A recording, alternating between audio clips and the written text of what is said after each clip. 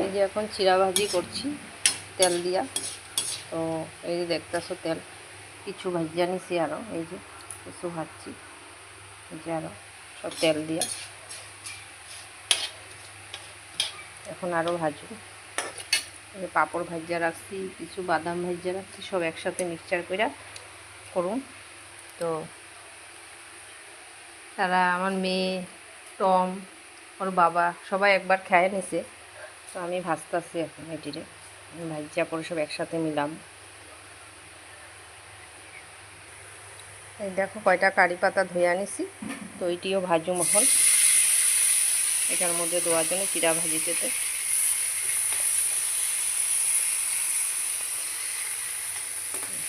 ভাজিয়া রাখতেছি।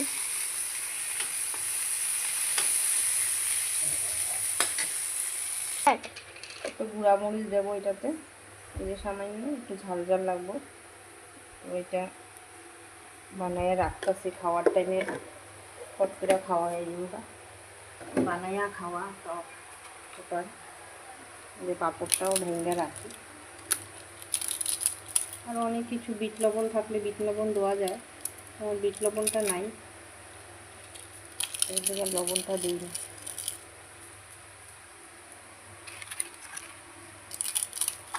এটা এখন বানাই রাখতেছি, খামো না এখন, খামো অন্য সময়।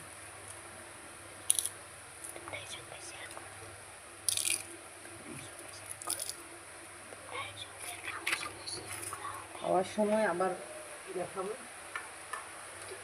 এই যে বাদাম কিছু ভাজিয়ে রাখছিলাম, বাদাম রেডি দিতে আছে।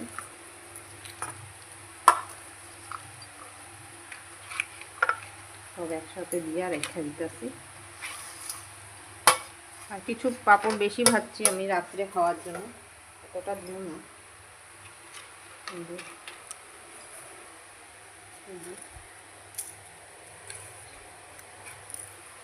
কারি পাতাটার একটু ভেঙে দিই, মচমচে হয়ে গেছে।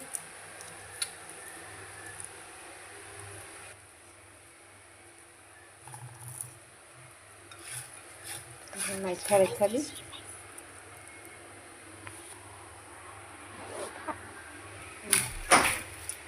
এটারে এখন লাইরে রেখা দিই, যে কারি পাতা দিয়ে এভাবে।